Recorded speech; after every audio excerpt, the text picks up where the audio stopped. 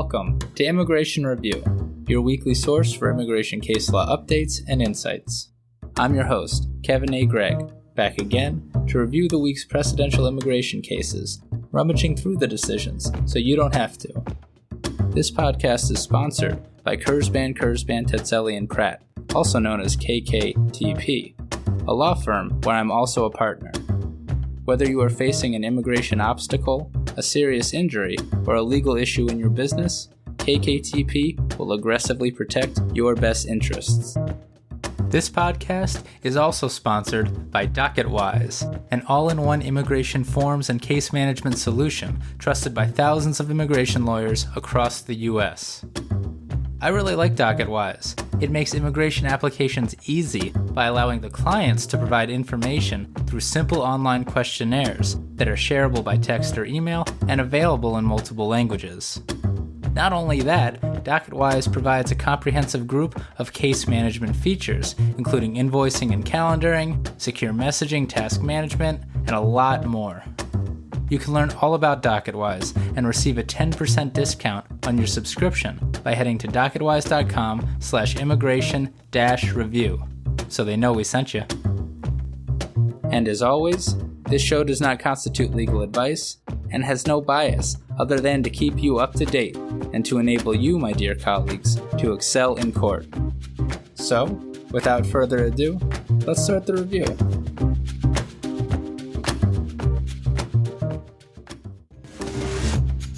Did somebody say all wins for non-citizens?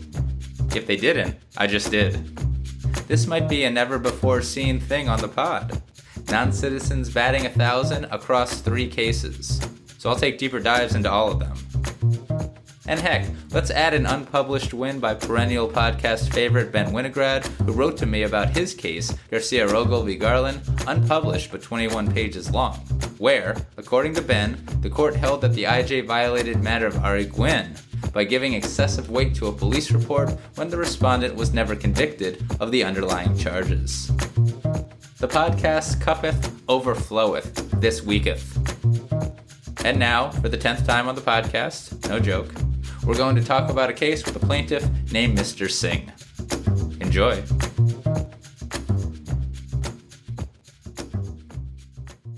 First up, Singh v. Garland, published by the Ninth Circuit on September 14th, 2022.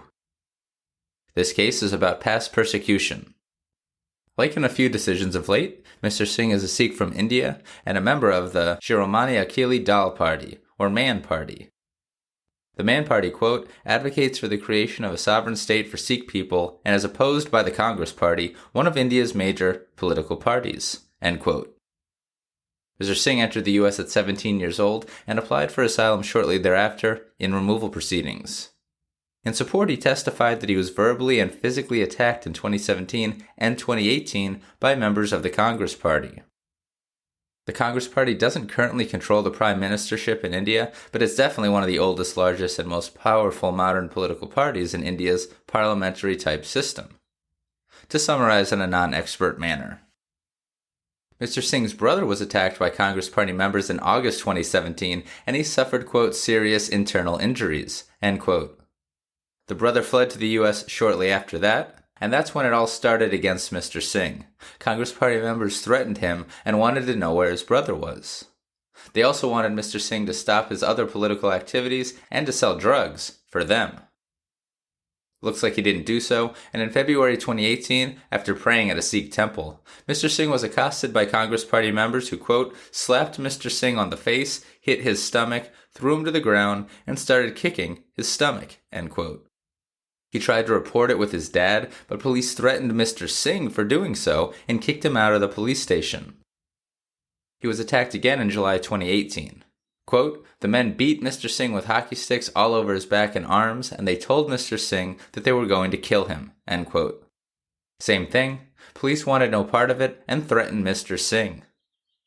He went to go live with an uncle, and then he left India for the United States. I quote the above extensively because the immigration judge found that it didn't rise to the level of past persecution. The IJ deemed Mr. Singh credible, but found that it didn't equate to past persecution in totality, and therefore Mr. Singh retained the burden to establish a well-founded fear of persecution, which he hadn't met. The IJ denied Convention Against Torture Protection as well, and the BIA affirmed it all. The Ninth Circuit had other ideas, at least on past persecution. The Ninth Circuit didn't agree with the BIA that Mr. Singh hadn't suffered, quote, serious harm, end quote, and that therefore he didn't establish a past persecution finding. According to the Ninth Circuit, quote, 1, he was forced to flee his home after being repeatedly assaulted. 2, one of those incidents involved a death threat. 3, he was between the ages of 16 and 18 when the attacks occurred. 4, his brother also experienced this violence. And 5, we have already recognized that Mann Party members have faced persistent threats in the region of India where Mr. Singh was twice attacked, end quote. That fifth point is referring back to the decision Carr v. Wilkinson, episode 40, and other precedent in the Ninth Circuit dating back to 2004. Ninth Circuit precedent establishes that repeated incidents involving threats or severe harm or death forcing a non-citizen to flee their home rises to the level of past persecution. And at a minimum, that's what happened here. Moreover, aligning with favorable Fourth Circuit precedent and other case law, quote, even if an applicant does not suffer physical violence, we have consistently held that death threats alone can constitute persecution, end quote. Bit of a theme on the podcast of late. To be exceptionally clear, Ninth Circuit asylum attorneys, quote, Mr. Singh had to flee his home after he was the victim of a verbal confrontation and 2 physical attacks, one of which involved a death threat. Based on our precedents, he suffered serious harm, end quote. No severe injuries required, according to the Ninth Circuit. Quote, it would be a strange rule if the absence or presence of a broken arm were the dispositive fact in an asylum claim, end quote. Further agreeing with the Fourth Circuit and other Ninth Circuit precedent, quote, the conclusion that Mr. Singh experienced serious harm is strengthened by the fact that these attacks occurred when he was between the ages of 16 and 18, end quote. That is, harm that occurs to a child, even at 16 or 17, might equate to past persecution, even if it wouldn't do so for an adult. And the harms to his brother are relevant for consideration under Ninth Circuit precedent as well. Check out this decision further if you're interested in seeing how to distinguish asylum cases that the BIA and OIL often rely upon to combat past persecution findings in the Ninth Circuit. The Ninth here believed Mr. Singh's case akin to the very favorable recent cases of Att'y and Flores Molina, episodes 45 and 112 respectively, and remanded. Because if Mr. Singh had established all elements of past persecution, it was DHS's burden to rebut, not Mr. Singh's to further prove it to the BIA. The Ninth Circuit affirmed denial of cat protection, though, although without much analysis, but remand on the most important stuff. So congratulations, Maleha Nassar Khan Avia and Erica Roman for petitioner. To quote Billy Idol, more.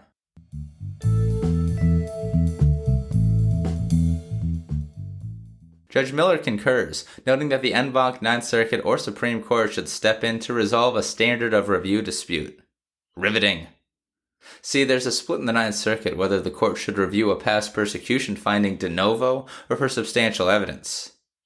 De novo would mean that the Ninth Circuit looks at the facts in the first instance and sees if they meet the legal definition of persecution without regard to what the IJ or the BIA found. Substantial evidence would mean that the Ninth Circuit defers to what the IJ and the BIA said, unless the BIA made a really big mistake. As you can gather, that's a big difference and a big deal. To me, as the term persecution is a legal one with a legal standard, it would appear that Garland Espria makes it a mixed question of law and fact that the circuits review de novo.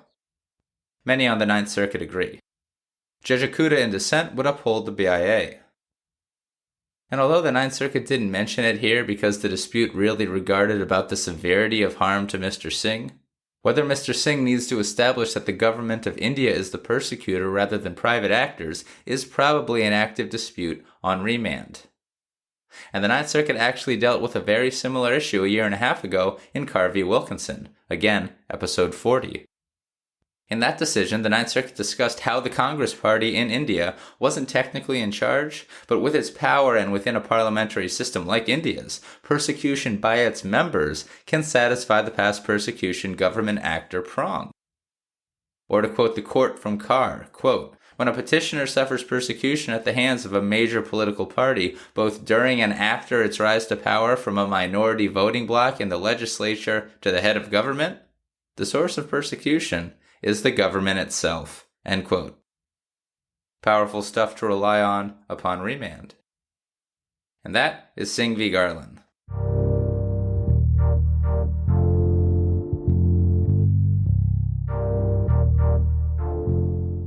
Next is Martinez Roman v. Garland, published by the Second Circuit on September 15th, 2022. This case is about the driest of issues, motions for continuances, but with big real-world implications. Mr. Martinez is from Mexico. He's lived in the U.S. for a long time, and he has 3 young U.S. citizen children. So when he was placed in removal proceedings in 2019, he applied for non-LPR cancellation of removal under INA Section 248B. Looks like he satisfied all of the relief requirements, except that naughty high standard implemented by IRIRA, the requirement that he establish that his removal will cause exceptional and extremely unusual hardship to his LPR or U.S. citizen parent, spouse, or child.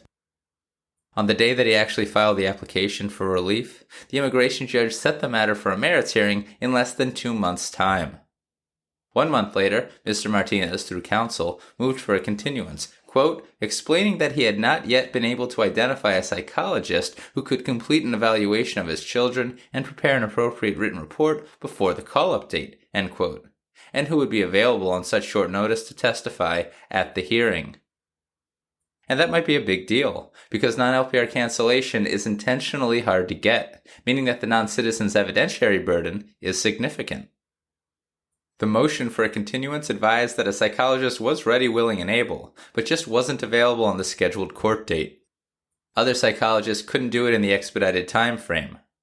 Mr. Martinez, through counsel, requested a 2-week continuance of the merits hearing. The IJ refused, denying without prejudice. Mr. Martinez, through counsel, moved some mountains and got the psychologist to issue an expedited report, and even got the psychologist to carve out time to testify. But apparently the psychologist could only do it over the phone. And so, 5 days before the individual hearing, Mr. Martinez's counsel moved the IJ to permit telephonic testimony. The IJ did not rule on the motion. Heck, who knows if the IJ even saw the motion, as everything was surely happening through the mail and through paper. Full-fledged electronic dockets in immigration court cannot come soon enough. And the OIR, it's on its way. It's on its way. Not in time for Mr. Martinez, though. The day of the individual, and possibly just becoming aware of the pending motion, the IJ denied it. A different IJ. In fact, quote, one of the 4 IJs assigned to Mr. Martinez's case over the course of the proceedings, end quote.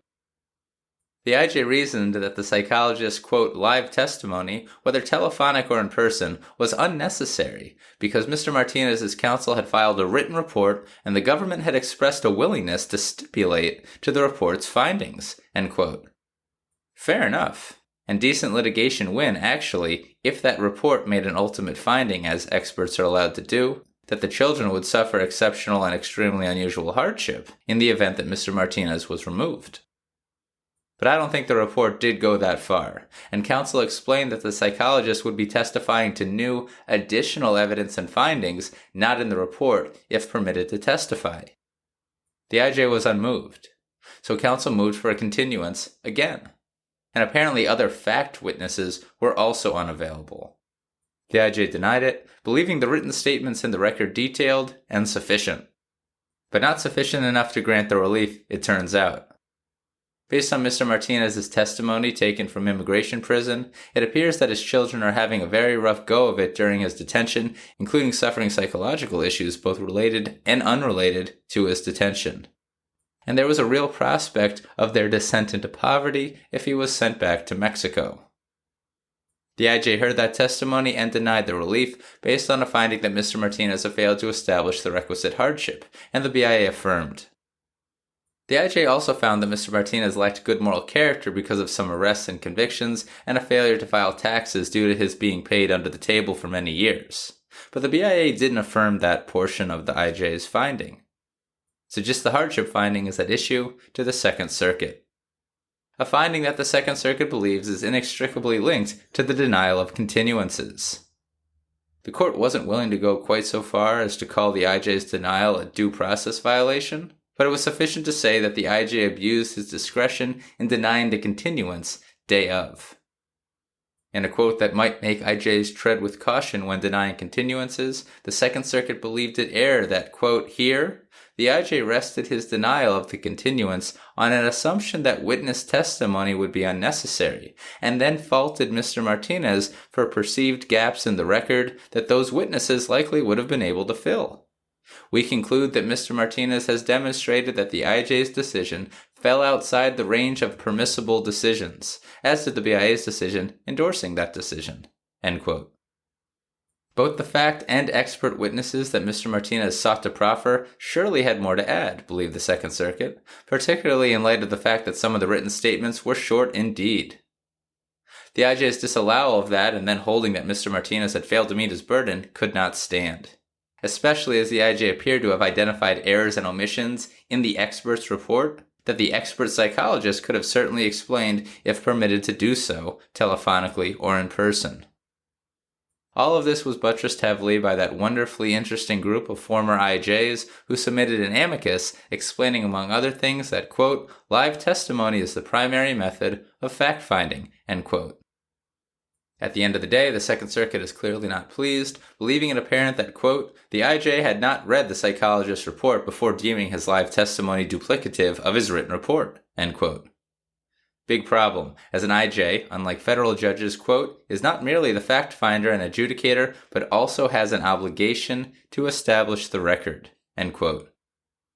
So congratulations Zoe Levine and Ryan Brewer of the Bronx Defenders. And of course, those former IJs coming in on amicus. And that is Martinez Roman v. Garland.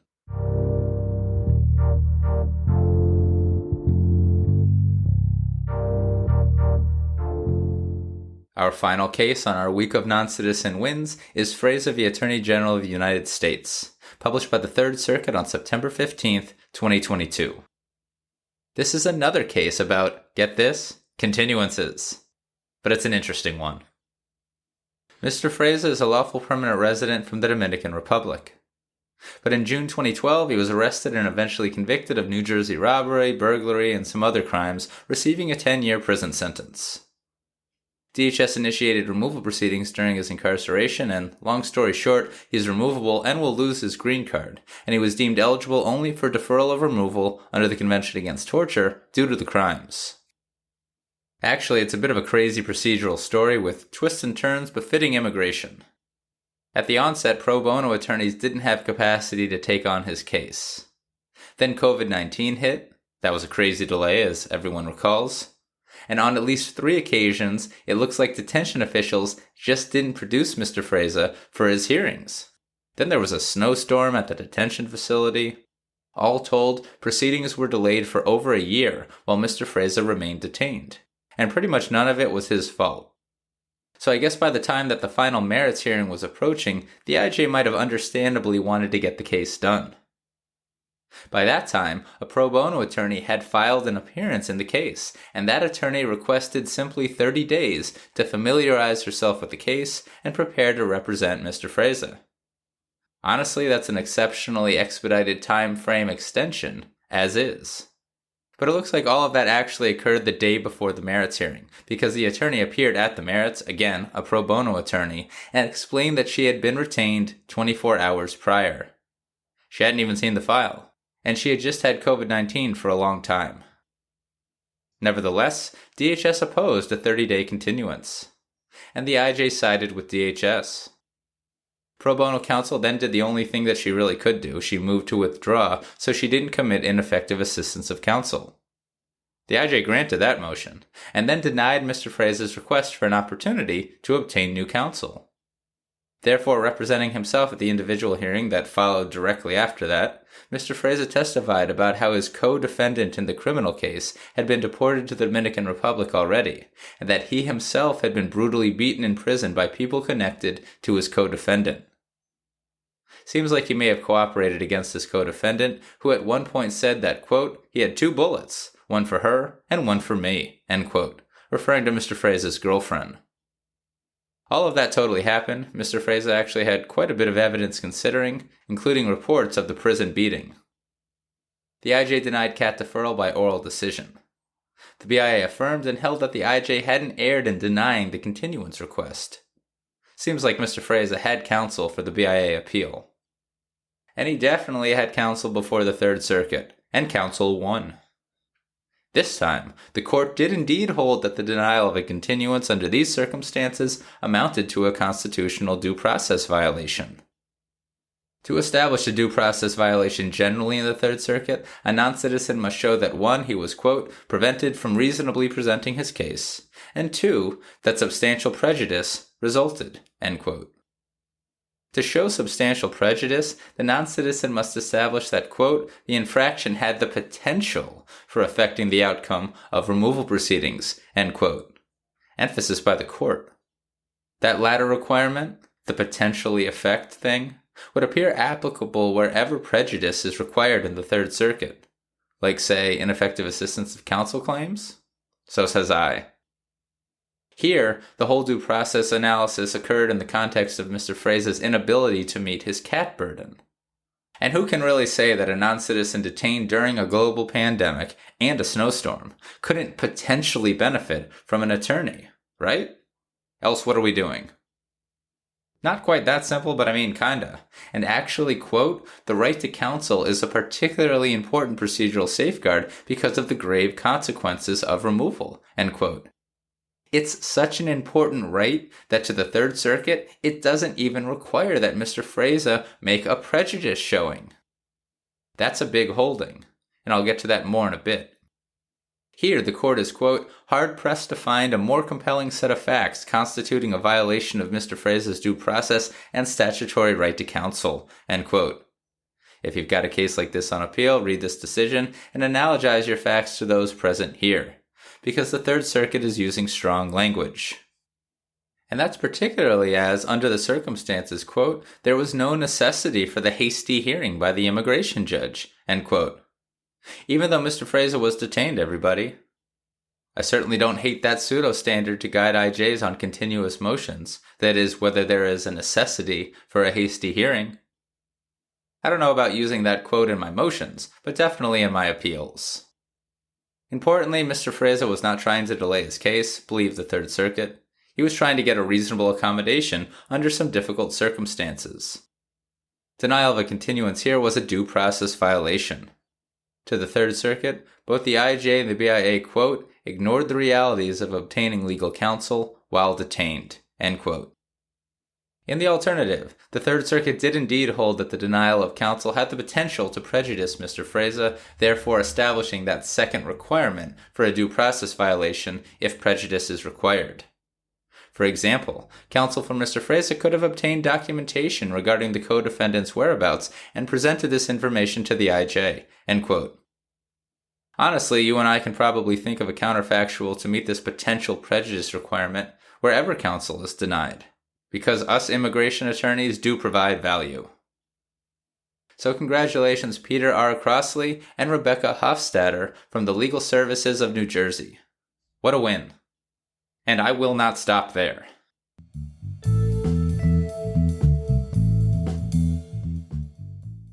Because the Third Circuit provides a spectacular quote for use in motions to terminate. Constitutional violations by DHS can lead to suppression of evidence or even termination in appropriate cases. They're difficult arguments to make, but they can win. Relatedly, however, there is case law out there that says that DHS's violations of its own regulations can lead to termination, and where DHS violates its own mandatory regulations, get this, quote, proving substantial prejudice is not always required. When an agency promulgates a regulation protecting fundamental statutory or constitutional rights of parties, the agency must comply with that regulation. Failure to comply will merit invalidation of the challenged agency action without regard to whether the alleged violation has substantially prejudiced the complaining party." End quote. That's an expansive quote. That's not just about suppressing evidence. That's, for example, possibly terminating proceedings, possibly with prejudice, regardless of whether removability has been established, if DHS violates one of the hundreds of regulations binding upon DHS designed to protect a non-citizen's constitutional rights. Not all regulations are that serious, but some are. Here, quote, "no showing of prejudice is required because the IJ violated Mr. Freza's statutory and regulatory rights," end quote, particularly the right to counsel. Read your regs, attorneys. Link your reg to a constitutional violation, make your argument, and use this case. And that is Freza v. Attorney General of the U.S.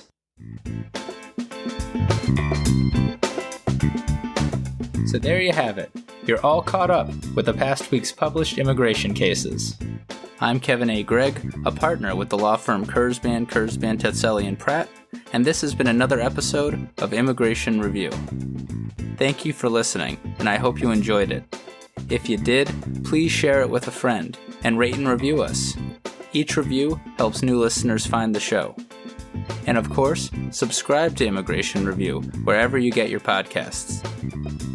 If you like what we do and want to become a patron of the show, please check out our Patreon page at www.patreon.com/Immigration Review, or click on the link in the show notes.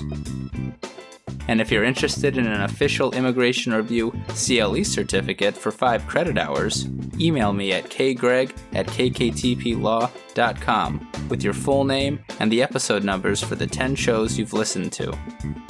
Also, feel free to email me with questions, comments, or anything at all.